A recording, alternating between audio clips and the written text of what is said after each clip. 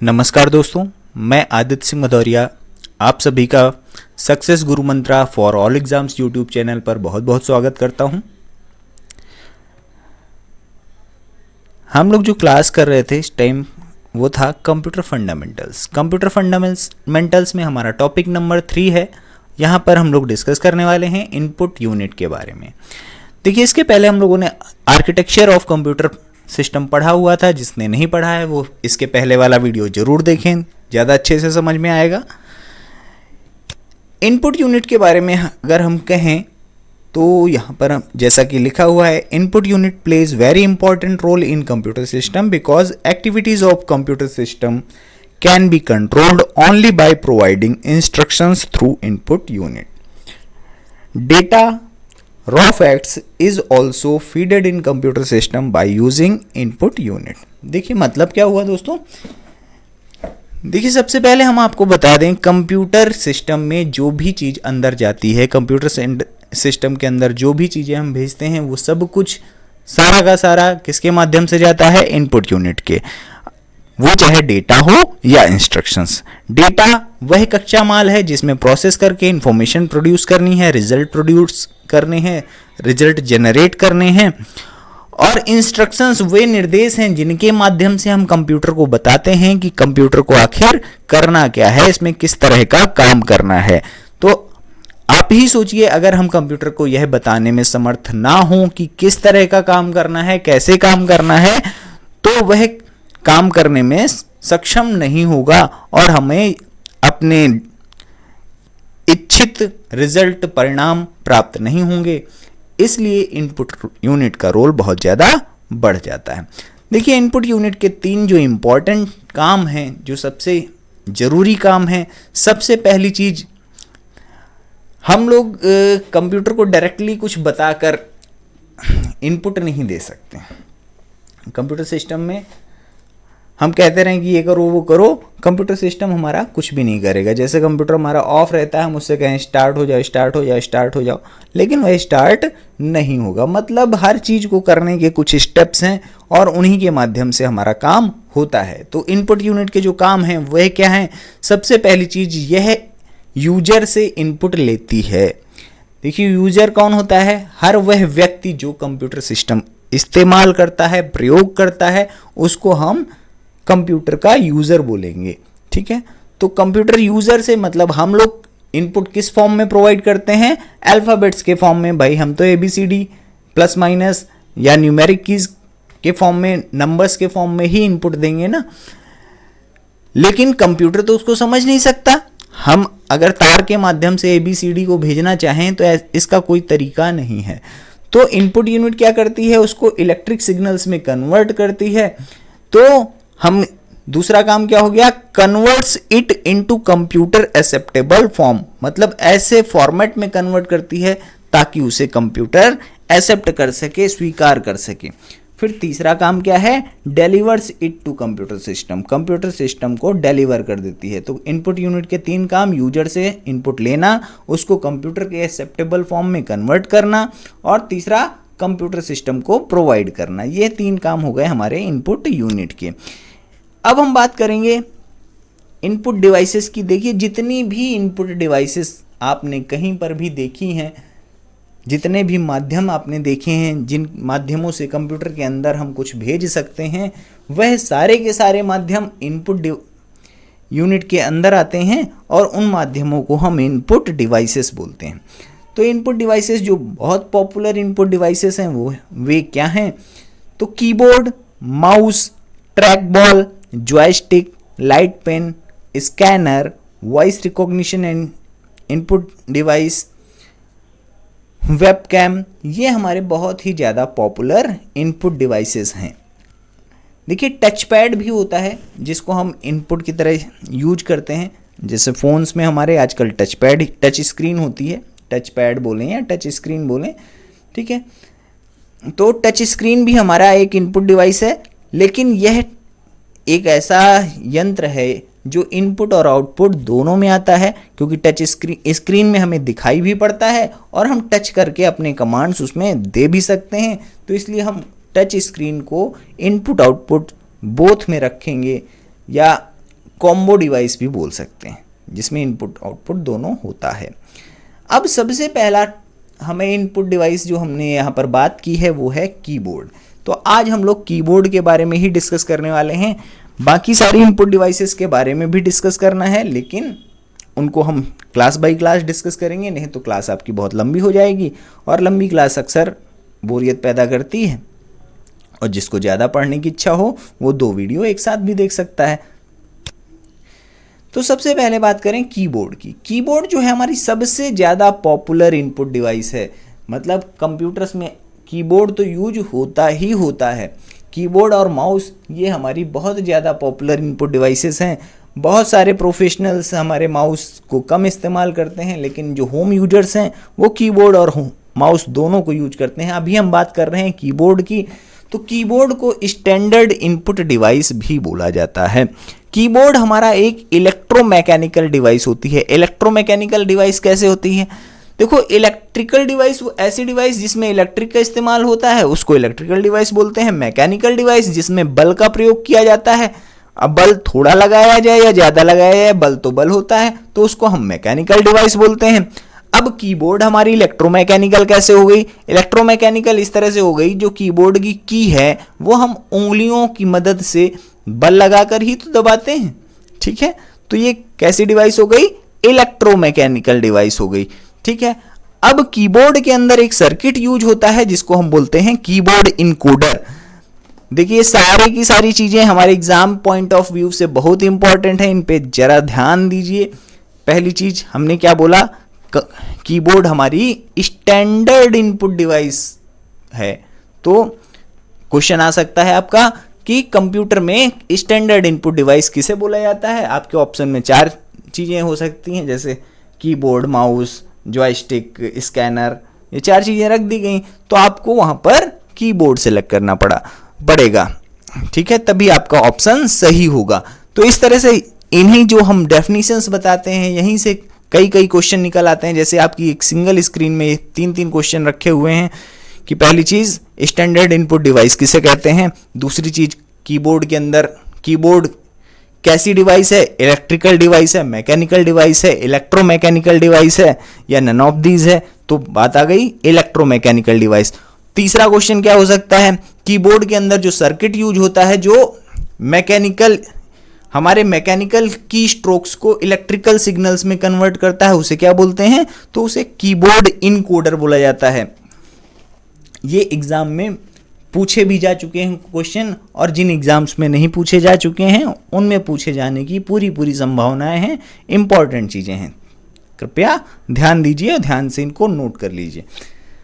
अब आगे बात आती है, there are several types of keys in keyboard. Keyboard में बहुत तरह की कीज होती हैं। अक्सर एक क्वेश्चन आता है कीबोर्ड में नंबर ऑफ कीज कितनी होती हैं? तो नंबर ऑफ कीज एक स्टैंडर्ड कीबोर्ड में 104, 108, ये दोनों ही ऑप्शन सही हैं। इवन 103 भी लिखा हो, मतलब 1-2 कीज का अंतर हो तो उसमें कोई फर्क नहीं पड़ता। अब फर्क कैसे पड़ता है? जैसे कि कहीं पे लिखा है कि 90 कीज होती हैं, तो वो गलत होगा। देखिए, जहां 10 की से ज्यादा का डिफरेंस आ जाता है, वहां पर फर्क पड़ने लगता है। ठीक है, और हमेशा एग्जाम में नियरेस्ट ऑप्शन देखा जाता है। नियरेस्ट ऑप्शन, जैसे ऑप्शन में है आपका 102 और दूसरा ऑप्शन है 118, तो 104 के पास कौन पड़ रहा है? 102, तो 102 वाला हमारा सही होगा। क्योंकि टाइम पे डिफरेंट टाइप्स ऑफ कीबोर्ड्स आने लगे हैं। जैसे अभी का हम आपको एग्जाम्पल बताएं, नए कीबोर्ड्स में एक की बढ़ गई है, तो ये भी क्वेश्चन हो सकता है कि नए कीबोर्ड्स में एक की कौन सी बढ़ गई है। अगर सब लोग अपने माइंड पे फोकस करें तो सब लोग जान जाएंगे कि जो रुपीज का सिंबल है हमारा अभी कुछ ही साल पहले इंट्रोड्यूस हुआ है। इसलिए इंडियन कीबोर्ड्स में, मतलब इंडिया में जो कीबोर्ड्स अप्लाई हो रहे हैं उनमें एक की बढ़ा दी जाती है कई सारे कीबोर्ड्स में, और वो कौन सी की है? रुपी सिंबल वाली की है। ठीक है, तो इस तरह से जो कीज की संख्या है वो 1-2 घटती बढ़ती रहती है, उसमें बहुत ज़्यादा परेशान होने वाली बात नहीं है। अब हम बात कर रहे हैं types, different types of keys in keyboard. Keyboard में जो अलग अलग तरह की कीज होती हैं, सबसे पहले हम बात करेंगे फंक्शन कीज।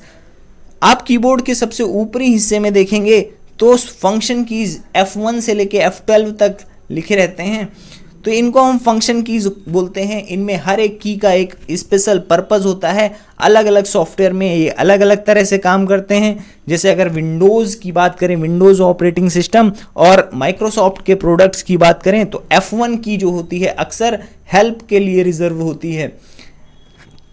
तो इस तरह से अलग अलग कीज़ के अलग अलग फंक्शंस होते हैं, अलग अलग सॉफ्टवेयर में वो अलग अलग तरह से काम करती हैं, इसलिए उनके सारे के सारे फंक्शन अभी और सारे सॉफ्टवेयर के रिस्पेक्ट में बताना संभव नहीं हो सकता है। ठीक है, दूसरी जो की है हमारी अल्फ़ाबेट कीज, ऐसी कीज जिनकी हेल्प से हम अल्फ़ाबेट टाइप करते हैं उनको हम अल्फ़ाबेट कीज बोलेंगे। अब वो अल्फ़ाबेट हमारे स्मॉल लेटर्स भी हो सकते हैं और कैपिटल लेटर भी हो सकते हैं। अब ऐसा नहीं कह सकते कि स्मॉल लेटर वाले हमारी अल्फ़ाबेट कीज हैं और कैपिटल लेटर वाले हमारी कोई दूसरी कीज हैं।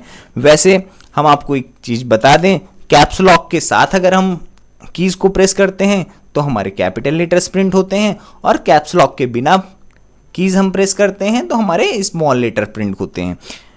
इवन हम शिफ्ट के साथ भी कोई की अगर प्रेस करते हैं तो उसका फंक्शन उल्टा हो जाता है। मतलब अगर कैप्स लॉक ऑन होगा तो शिफ्ट के साथ हम स्मॉल लेटर में लिख पाएंगे, और अगर कैप्स लॉक ऑफ होगा तो शिफ्ट के साथ अगर हम कोई अल्फ़ाबेट की दबाते हैं तो कैपिटल लेटर में लिखेगा सिर्फ कैप्स लॉक ऑफ होने पे। ठीक है, नेक्स्ट है हमारा न्यूमेरिक पैड। न्यूमेरिक पैड अक्सर बड़े साइज के लैपटॉप्स, या हम लैपटॉप्स की बात नहीं करें ज़्यादा अच्छा रहेगा, क्योंकि जब भी कंप्यूटर सिस्टम की बात होती है तो अक्सर डेस्कटॉप की बात की जाती है। अब ऐसा नहीं कह सकते कि लैपटॉप हमारा कंप्यूटर सिस्टम में नहीं आता है, लैपटॉप भी एक तरह का कंप्यूटर सिस्टम है, लेकिन हम डेस्कटॉप की बात करते हैं, एक नॉर्मल कीबोर्ड की बात करते हैं।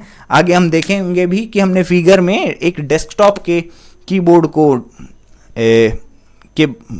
डिस्क्राइब किया हुआ है, तो उसी की बात करते हैं न्यूमेरिक पैड। क्योंकि लैपटॉप्स में बहुत सारे मॉडल्स में न्यूमेरिक पैड अवेलेबल नहीं रहता है।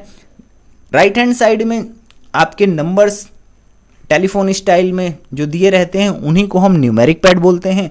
ये कीज़ हमारी 0 से 9 तक होती हैं, जिनकी हेल्प से हम नंबर्स को लिख सकते हैं, टाइप कर सकते हैं। इन कीज़ को न्यूमेरिक पैड बोला जाता है। फिर अगला है हमारा white space keys.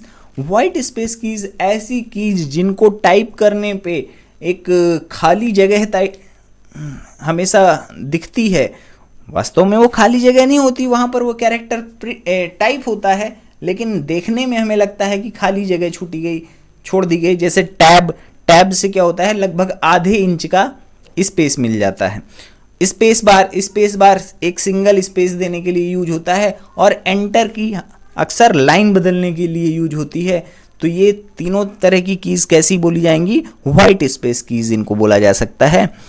Lock keys, अब कुछ कीज़ ऐसी होती हैं जो डिफरेंट टाइप्स के लॉक्स के लिए यूज की जाती हैं, जैसे नम लॉक की का इस्तेमाल अक्सर न्यूमेरिक पैड यूज करने के लिए होता है, क्योंकि न्यूमेरिक पैड हमारा अक्सर 2 तरह से काम करता है, एक माउस कीज़ की तरह और एक नंबर टाइप करने के लिए। तो नम लॉक का यूज इन्हीं के बीच में स्विच करने के लिए किया जाता है। कैप्स लॉक का इस्तेमाल अभी हमने बताया था कि कैप्स लॉक ऑन कर देंगे तो कैपिटल लेटर में टाइप होगा, कैप्स लॉक ऑफ कर देंगे तो स्मॉल लेटर में टाइप होगा। स्क्रॉल लॉक की हेल्प से हम स्क्रीन को लॉक कर देते हैं ताकि वह हिले डुले नहीं, माउस के स्क्रॉल बार से हिल डुल ना सके। अक्सर ये की हमारी खराब ही रहती है, लेकिन इसका फंक्शन यही होता है। नेक्स्ट है हमारा एरो कीज, या हम कहें कि कुछ सॉफ्टवेयर्स में ही काम करती है स्क्रॉल लॉक की, तो भी ज़्यादा सही होगा। नेक्स्ट है हमारा एरो कीज। एरो कीज का प्रयोग हम अक्सर अपने डॉक्यूमेंट में इधर उधर मूव करने, अपने डॉक्यूमेंट में या सॉफ्टवेयर में, किसी सॉफ्टवेयर में इधर उधर मूव करने के लिए करते हैं।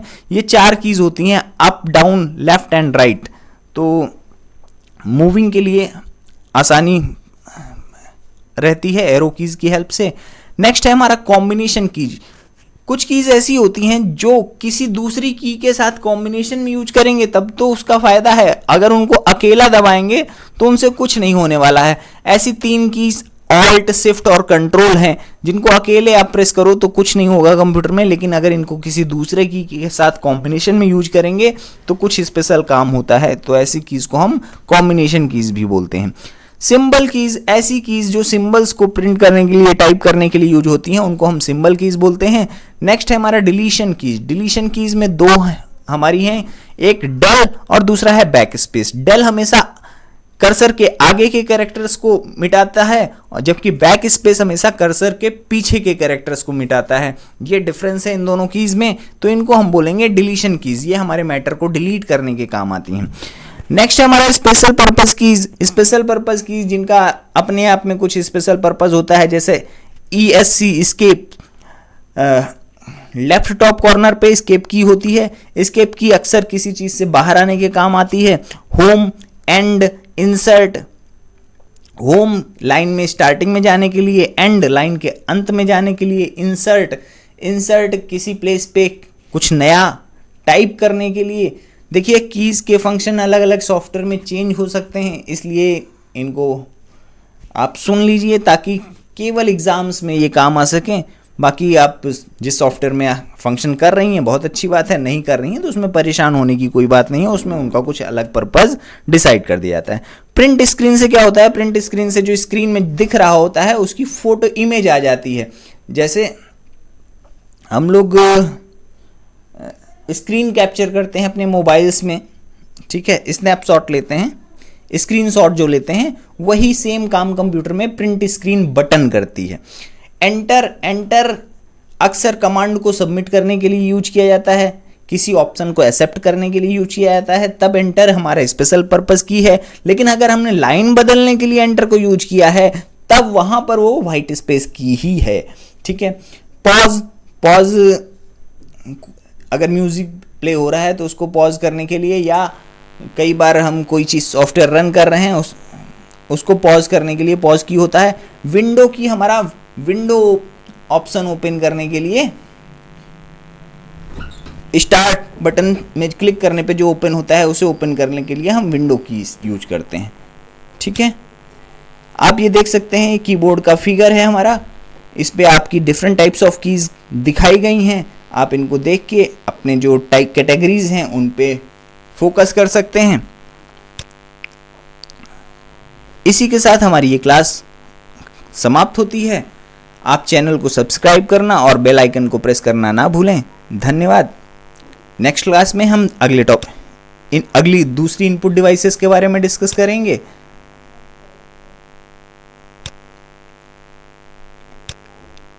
मिलते हैं फिर अगली क्लास में। धन्यवाद।